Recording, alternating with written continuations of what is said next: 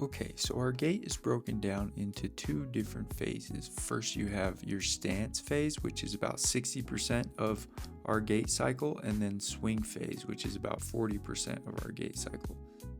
So first in stance, you have your initial contact. That's the moment that the heel contacts the ground or your heel strike. And so this is really where you start to get that stance knee flexion, and we'll break that down further where you're getting, shock absorption at the knee joint. Then as we transfer from our initial contact to our second subcategory of mid stance, we have a loading response, which means we shifted our body weight over to mid stance, and now we're fully into mid stance where the body weight is directly over the stance limb. So now all of our weight is supported by that limb and our other foot is off the ground in the middle of its swing phase. Next you have terminal stance where your heel leaves the ground and you're starting to transfer that weight and momentum forward. Then you have pre-swing or toe off, and so this is as soon as the leg is starting to prepare for swing and you're starting to get a little bit of the beginning of your flexion angle.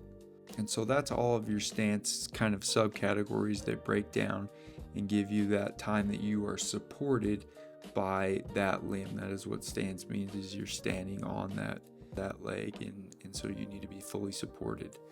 Next, we're going to shift to our swing phase, which is about 40% of our gait cycle, and we have initial swing. So this is the moment that the foot is lifted from the floor.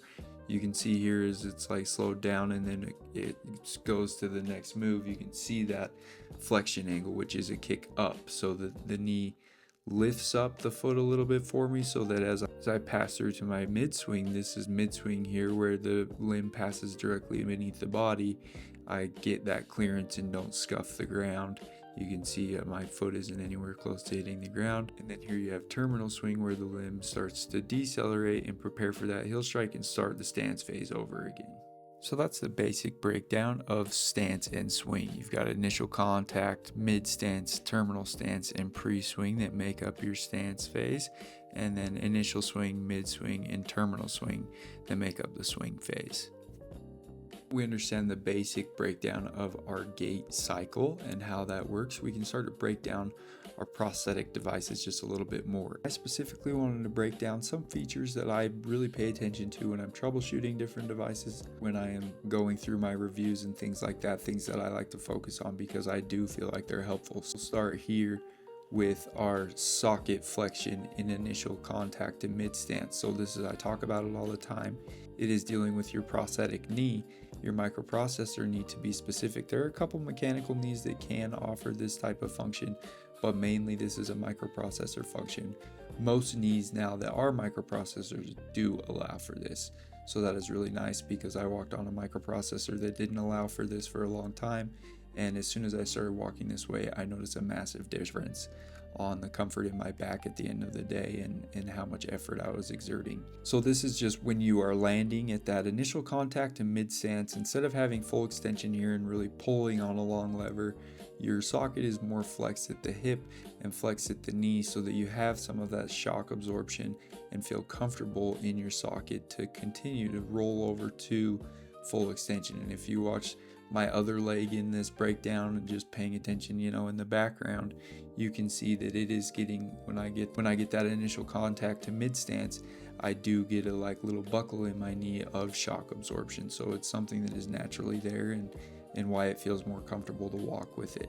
And then transferring from there down to the foot, you want to look at this terminal stance point when you've really loaded up the foot and all of the energy that it can return back to you is loaded. Like I was saying, I like to use it. It's almost like a trigger, like you're about to pull the trigger as you transfer from your terminal stance into your pre-swing and get that toe off. And so this is really where all of that energy is stored up and that spring is about to push. And so, paying attention to how much push you're getting there is really something that I like to pay attention to when I am walking on new feet or different feet.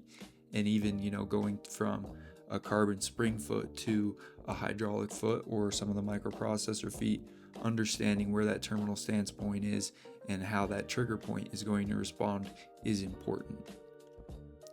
And then back to the knee, we'll look at the flexion angle because I notice this a lot. I get a lot of questions about hey, I'm scuffing the ground, or I feel like I take too short of steps, the foot isn't out in front of me, etc., etc. And a lot of times it has to do with the flexion angle. And so this is just controlling, again, how high that knee is going to kick back. This foot will kick back and give you that clearance, that ground clearance.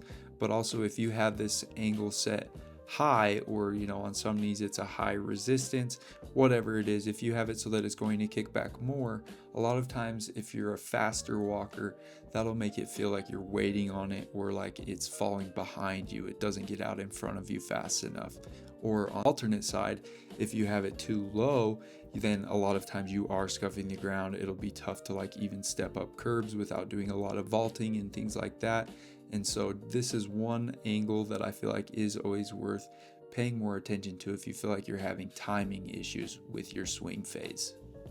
That's just a quick little breakdown of some things that I like to look for in our gait. Be on the lookout for more gait mechanics videos coming soon, breaking down other things that I like to pay attention to when it comes to my prosthetic devices.